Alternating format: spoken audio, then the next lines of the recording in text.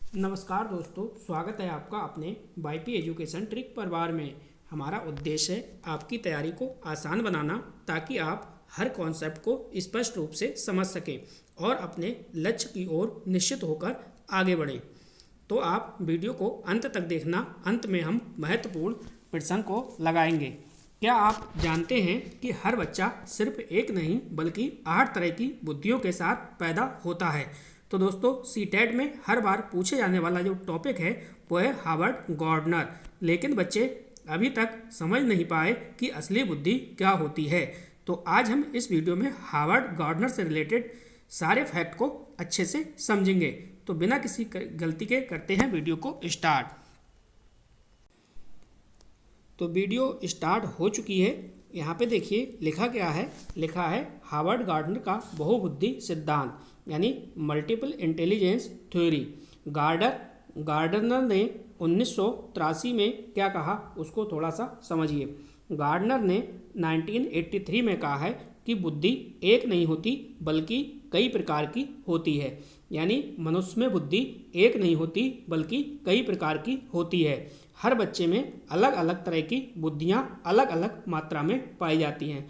यानी जो भी बच्चा जन्म से पैदा होता है तो इसके बाद उस बच्चे में अलग अलग तरह की बुद्धियाँ पाई जाती हैं और अलग अलग मात्रा में पाई जाती हैं। शिक्षक का काम है कि हर प्रकार की बुद्धि को पहचानना है और उसको क्या है विकसित करना है। इसके बाद देखिए यहाँ पे लिखा है कि हार्वर्ड गार्डनर ने 8 बुद्धियाँ बताई हैं। कितनी बुद्धियाँ बताई हैं? 8। इसके बाद देखिए बाद में एक संभावित बुद्धि को और जोड़ा गया है। तो इस प्रकार से टोटल जो बुद्धियाँ हो गई वो हो गई कितनी? 9। ठीक है। तो वीडियो को स्टार्ट तो हमने कर दिया है दोस्तों, और अभी तक आपने चैनल को सब्सक्राइब नहीं करा है तो आप चैनल को सब्सक्राइब कर लीजिए और वीडियो को भी शेयर कीजिएगा। चलिए अगली जो हेडिंग है हमारी वो है भाषाई बुद्धि, नंबर 1 पे। तो भाषाई बुद्धि के बारे में थोड़ा सा समझिए। यहाँ से हर बार पेपर में क्वेश्चन जो है वो बनता है। देखो भाषाई बुद्धि क्या होती है। इसमें है भाषा को समझने, भाषा को बोलने, लिखने, कहानी बनाने की जो क्षमता होती है। ठीक है। ऐसे बच्चे पढ़ने लिखने में अच्छे हैं और भाषण व निबंध में भी क्या होते हैं? श्रेष्ठ होते हैं। यानी भाषाई बुद्धि किन लोगों में पाई जाती है? तो जो भाषाई बुद्धि है वो लेखक में, कवि में और पत्रकार में पाई जाती है। क्यों? क्योंकि जो भाषा है, भाषा को समझने, बोलने, लिखने और कहानी बनाने की क्षमता जो है वो इन लोगों में होती है। ऐसे बच्चे पढ़ने लिखने में कैसे होते हैं? अच्छे होते हैं। और भाषण व निबंध में कैसे होते हैं? अच्छे होते हैं। देखिए एग्जाम्पल में ये आपको चित्र लगाया गया है। ठीक है। तो एग्जाम्पल आपको ध्यान रखना भाषिक बुद्धि का, लेखक, कवि और पत्रकार। चलिए बढ़ते हैं आगे की ओर। सेकेंड नंबर पे है देखिए तार्किक गणितीय बुद्धि। तो तार्किक गणितीय बुद्धि के बारे में थोड़ा सा आप समझिए। तार्किक गणितीय बुद्धि यानी लॉजिकल मैथमेटिकल इंटेलिजेंस। इसमें क्या है देखिए, थोड़ा सा इस साइड कर देते हैं जिससे कि चित्र आपको आराम से दिखाई दे। इसमें देखिए तर्क करना, तर्क है, गणना, समस्या समाधान, लॉजिक का प्रयोग। ऐसे बच्चे पजल, गणित और रीजनिंग में तेज होते हैं।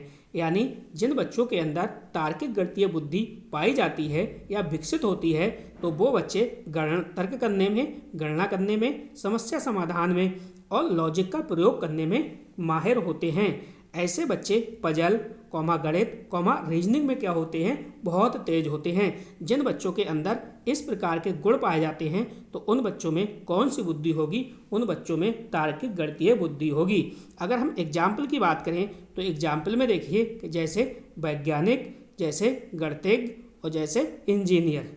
ठीक है। इन लोगों में क्या है? गणितीय बुद्धि है। वैज्ञानिक साइंटिस्ट जैसे APJ अब्दुल कलाम। तो उम्मीद करता हूँ कि तार्किक बुद्धि भी आपके अच्छे से समझ में आई होगी। ठीक है। यहीं से दोस्तों क्वेश्चन को वो बार बार घुमा घुमा के सीटेट में देता है तो आराम से यहाँ से क्वेश्चन बन जाएगा। पहले तो आपको कॉन्सेप्ट जो है वो क्लियर होना चाहिए। क्वेश्चन की बात रही तो क्वेश्चन तो हम प्रैक्टिस कराएंगे ही। देखिए थर्ड नंबर पे कौन सी बुद्धि है उसको थोड़ा सा समझिए। इसके बाद है देखिए आपका वो है दृश्य स्थानिक बुद्धि, दृश्य स्थानिक बुद्धि है। तो दोस्तों दृश्य स्थानिक बुद्धि क्या है इसको थोड़ा सा समझिए। देखो यहाँ पे लिखा है जैसे चित्र, नक्शे, रंग, आकार, बनावट को समझने की क्षमता, ठीक है। इसे आप स्थानिक बुद्धि भी बोल सकते हैं, चाहे स्थानिक बुद्धि बोलो चाहे दृश्य स्थानिक बुद्धि बोलो, बात एक ही है, ठीक है। ऐसे लोग जिनमें दृश्य स्थानिक बुद्धि होती है, ऐसे लोग चित्र बनाने में, नक्शे, रंग, आकार, बनावट को समझने की क्षमता जो है ऐसे लोगों में बहुत तेज़ी से विकसित हुई होती है। ऐसे बच्चे क्या बनते हैं, ऐसे बच्चे चित्रकारी बनते हैं, चित्रकार बनते हैं, डिजाइनिंग बनते हैं और मॉडल बनाने में क्या होते हैं, श्रेष्ठ होते हैं, ठीक है। तो जिन बच्चों के अंदर ये सारे फैक्ट पाए जाते हैं तो वो उन बच्चों के अंदर कौन सी बुद्धि होगी, उन बच्चों के अंदर दोस्तों वो होगी आपकी स्थानिक बुद्धि। अब एग्जाम्पल की बात करें तो एग्जाम्पल में देखिए लिखा है आर्किटेक्ट, कलाकार, ड्राइंग विशेषज्ञ। तो ऐसे जो छात्र हैं उनके अंदर क्या है, स्थानिक बुद्धि है। एग्जाम्पल आपने अच्छे से समझ लिया होगा। अब देखो चित्र ये साइड से लिखा है, बना हुआ है ना, आप चित्र की हेल्प भी ले सकते हैं। तो उम्मीद करता हूँ ये थर्ड जो मैंने बुद्धि बताई है आपको, स्थानिक बुद्धि, ये भी आपके समझ में अच्छे से आई होगी। वीडियो को अंत तक देखना, हम महत्वपूर्ण प्रश्न को भी सॉल्व करेंगे। सीडीपी आपकी बहुत ही मजबूत हो जाएगी अगर आप वाईपी एजुकेशन ट्रिक चैनल से लगातार जुड़े रहेंगे। चलिए चौथे नंबर पे है, देखिए शारीरिक कौशल बुद्धि, शारीरिक कौशल बुद्धि।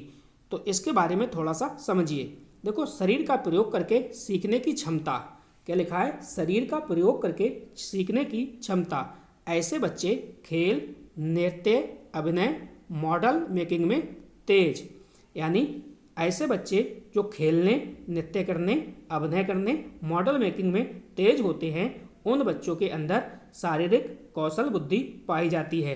यानी शरीर का प्रयोग करके सीखने की क्षमता जिन बच्चों के अंदर होती है। अगर हम एग्जाम्पल में बात करें तो एग्जाम्पल में क्या होगा, एग्जाम्पल में देखिए खिलाड़ी है, डांसर है और अभिनेता है, ये क्या है, एग्जाम्पल हैं, ठीक है।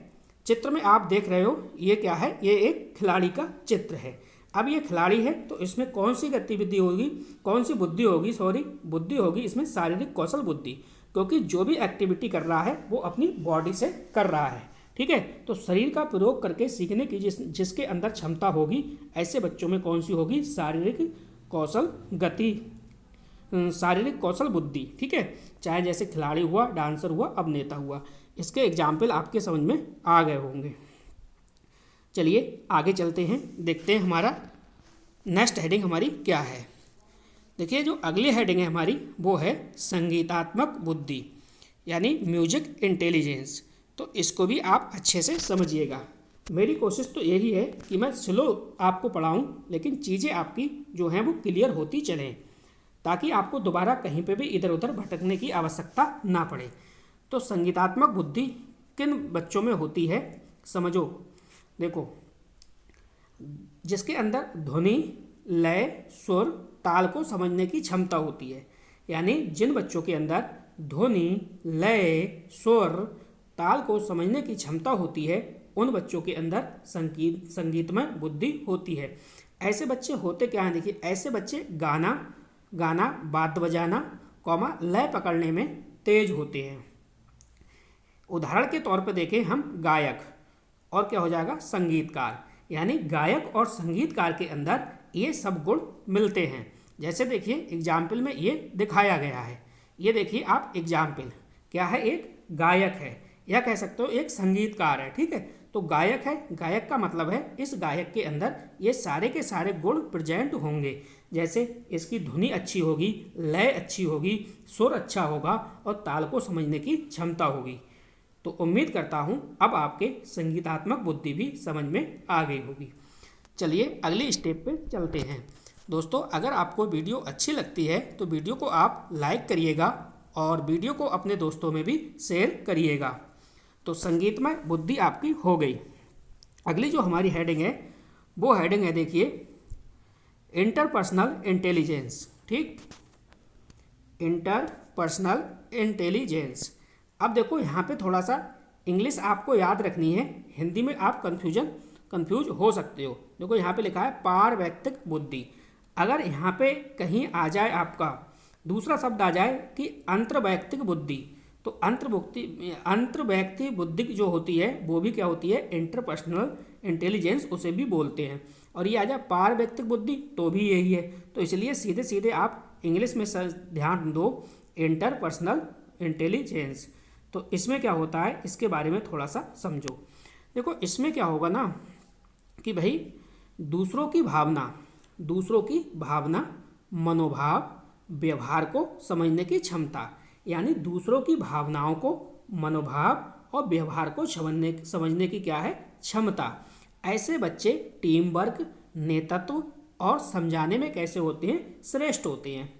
ऐसे बच्चे यानी जिन बच्चों के अंदर, जैसे देखिए ये बच्चे हैं, ठीक है, इन बच्चों के अंदर क्या क्या, इन बच्चों के अंदर यानी दूसरों की भावनाएं, मनोभाव और व्यवहार को समझने की क्षमता इन बच्चों के अंदर अधिक होती है।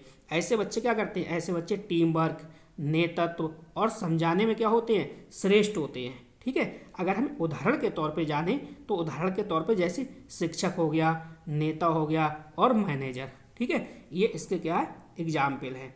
तो ऐसे लोगों में कौन सी बुद्धि पाई जाती है, ये आपको ध्यान रखना है, इंटरपर्सनल इंटेलिजेंस। ठीक है, क्योंकि हम महत्वपूर्ण प्रश्न भी आगे लगाएंगे, तो आप समझते हुए चलना। अगला देखिए, अगली जो हेडिंग है हमारी 8वां प्रकार है। देखिए 8वां प्रकार आ गया आपका प्रकृतिवादी बुद्धि। अब इसके बारे में थोड़ा सा समझिए। चलिए प्रकृतिवादी बुद्धि के बारे में समझिए। तो ये क्या होती है, थोड़ा सा कट रहा है पेज, अब देखिए सही दिखाई देता होगा। यहाँ पे देखो, प्रकृति, पौधे, पशुओं और पर्यावरण को समझने की क्षमता, यानी हम कह सकते हैं जिन लोगों में या जिन बच्चों में प्रकृति को, पौधों को, पशुओं को और पर्यावरण को समझने की क्षमता होती है, ऐसे बच्चे खेती करने, खेती, जीव विज्ञान, प्रकृति से जुड़े कार्यों में सक्रिय होते हैं। यानी जो बच्चे प्रकृति से जुड़े कार्यों में सक्रिय होते हैं, या बच्चे खेती से रिलेटेड होते हैं या जैव विज्ञान से संबंधित हैं, तो ऐसे बच्चों के अंदर क्या हो, कौन सी बुद्धि होगी, प्रकृतिवादी बुद्धि होगी। ऐसे जो बच्चे हैं वो क्या बनेंगे, वो जीव विज्ञानी बनेंगे, पर्यावरण वैज्ञानिक बनेंगे।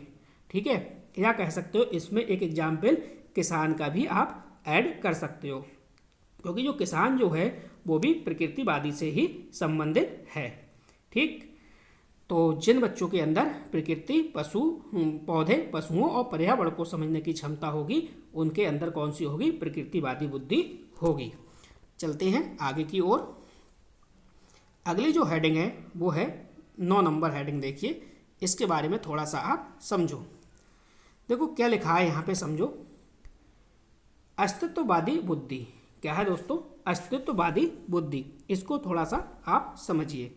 अस्तित्ववादी बुद्धि का मतलब है, देखिए गॉर्डनर ने इसे संभावित माना है। क्या कहा है, गॉर्डनर ने इसे क्या है, संभावित माना है। मुख्यतः 8 प्रकार को ही मानता है। यानी जो गार्डनर है, गार्डनर मुख्यतः मेन रूप से 8 प्रकार को मानता है, लेकिन इसे संभावित माना है। जैसे जीवन, मृत्यु, अस्तित्व प्रश्नों पर सोचने की क्षमता। इस प्रकार से आप कह सकते हैं हम, जैसे जो फिलॉसफर होते हैं वो, या फिर साधु संत इसके अंतर्गत आएंगे। ठीक है, इन लोगों में क्या होती है, अस्तित्व बुद्धि होती है। तो उम्मीद करता हूँ ये भी आपकी स्लाइड अच्छे से समझ में आई होगी। चलते हैं आगे की ओर। अब देखिए यहाँ से थोड़े से फैक्ट को समझेंगे। इन फैक्टों को भी समझना बहुत ही महत्वपूर्ण है।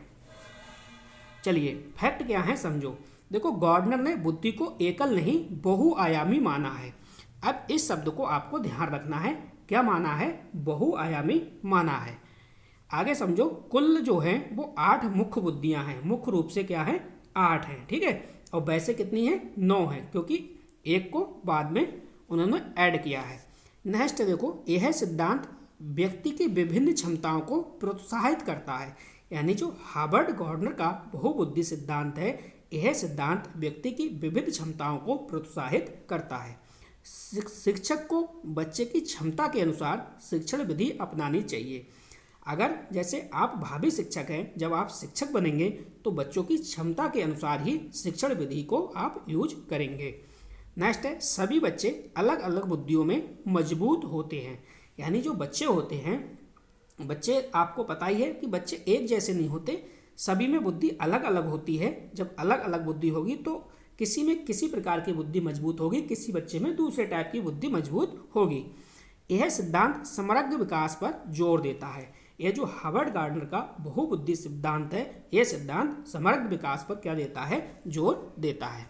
अब चलिए, अब हम चलते हैं दोस्तों महत्वपूर्ण प्रश्नों की ओर। महत्वपूर्ण प्रश्न भी आप लगाइएगा, ठीक है। बाद में हम आपको बहुत सारे प्रैक्टिस सेट भी कराएंगे। चलिए, क्वेश्चन देखो क्या कह रहा है। क्वेश्चन को पहले आप पढ़िए, फिर इसके बाद जवाब आपको देना है। क्वेश्चन कह रहा है कि भाई बाद में गॉर्डन ने 8वीं बुद्धि के रूप में किस बुद्धि को जोड़ा है।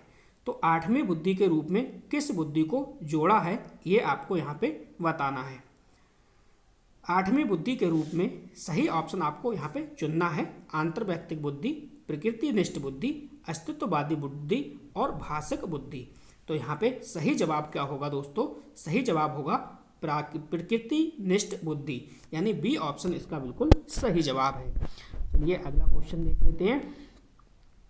अगला क्वेश्चन क्या कह रहा है, इसको बारे में भी थोड़ा सा समझो। क्वेश्चन कह रहा है कि हार्वर्ड गार्डनर ने सबसे पहले अपनी पुस्तक फ्रेम्स ऑफ माइंड यानी 1983 में कितनी बुद्धियों का प्रस्ताव किया है। तो ए ऑप्शन है 5, बी ऑप्शन है 7, सी ऑप्शन है 8 और डी ऑप्शन है 9। तो सही ऑप्शन आपको यहाँ पे चुनना है। अगर हम सही ऑप्शन की बात करें तो यहाँ पे हो जाएगा बी ऑप्शन यानी 7। चलिए अगला क्वेश्चन देखते हैं। अगला क्वेश्चन क्या है, अगला क्वेश्चन क्या कह रहा है इसके बारे में थोड़ा सा समझो।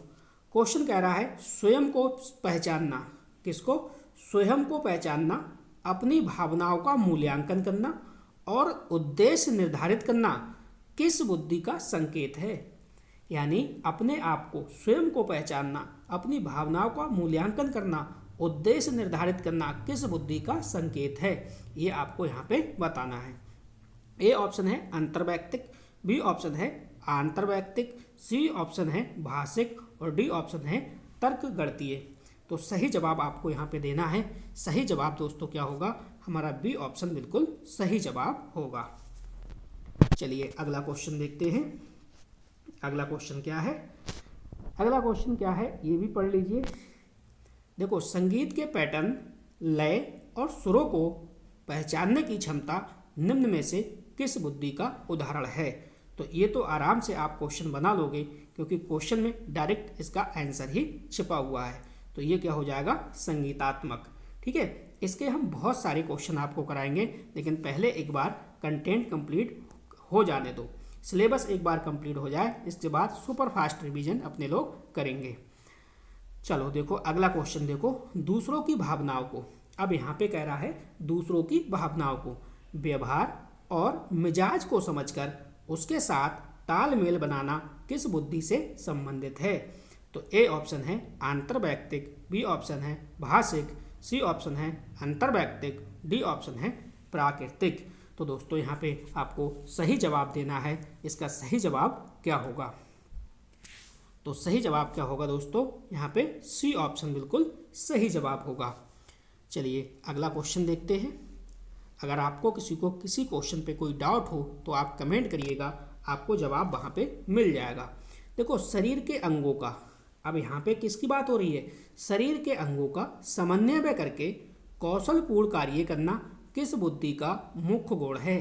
यानी शरीर के अंगों का समन्वय करके कौशलपूर्ण कार्य करना किस बुद्धि का मुख्य गुण है।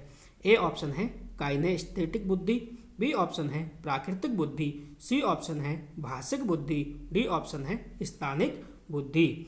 तो सही जवाब आपको देना है शरीर के अंगों का समन्वय करके।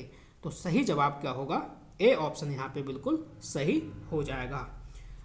चलिए आगे बढ़ते हैं, अगला क्वेश्चन देखते हैं दोस्तों। अगला क्वेश्चन क्या है, क्वेश्चन हमारा कह रहा है कि भाई किसान है, किसान जीव वैज्ञानिक पर्यावरण वैज्ञानिक किस बुद्धि से सबसे अधिक संबंधित है।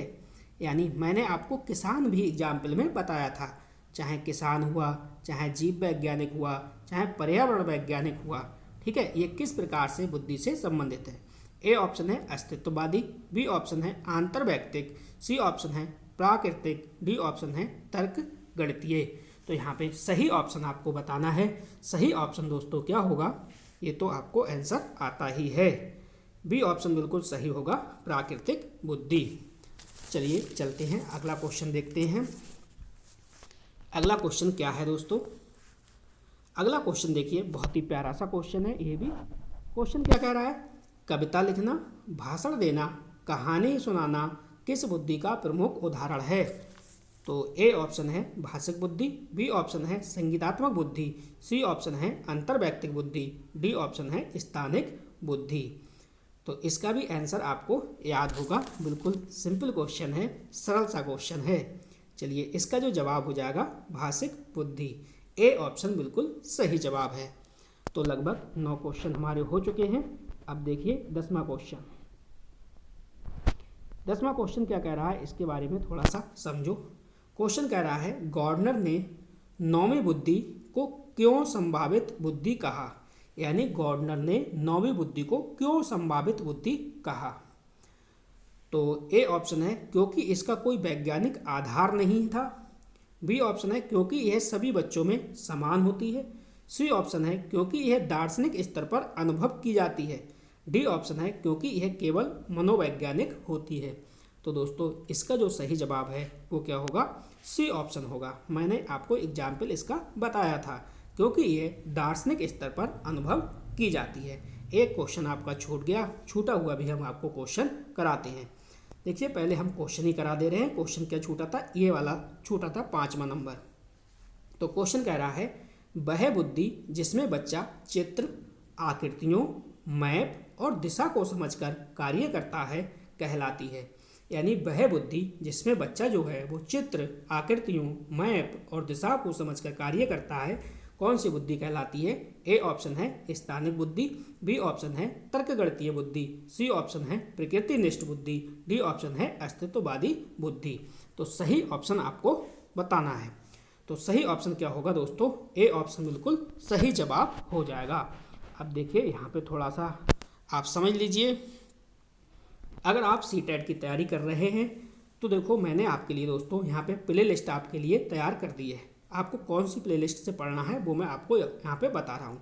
देखो मैंने प्ले लिस्ट आपको तैयार की है CTET CDP 2026। आपको सारी वीडियो जो है वो इसी प्ले लिस्ट में मिलेंगी। इस प्ले लिस्ट को आप क्रम से देखिएगा, एक एक वीडियो को अच्छे से देखिएगा। आपकी जो CDP है बहुत मजबूत हो जाएगी, आपको आनंद आएगा पेपर देने में। अब देखो यहाँ पे क्या लिखा है, CDP PYQ प्लस पेडागोजी। अभी आप लोग क्या करना है, अभी आप लोगों को थ्योरी प्लस कॉन्सेप्ट तैयार करो। यानी दिसंबर में आप अच्छे से थ्योरी और कॉन्सेप्ट को तैयार करो। इसके बाद जैसे ही जनवरी आएगा तो हम CDP के PYQ प्लस पेडागोजी के सारे क्वेश्चन आपको दोस्तों करा देंगे। यानी रिवीजन प्लस पेडागोजी प्रैक्टिस दिसंबर में आपकी होगी। तो दोस्तों आपको बताना चाहेंगे, देखिए आपका हर लाइक, हर कमेंट हमें और भी बेहतर करने की प्रेरणा देता है। तो दोस्तों बने रहिए हमारे साथ, सीखते रहिए, आगे बढ़ते रहिए YP एजुकेशन ट्रिक परिवार के साथ। धन्यवाद, जय हिंद।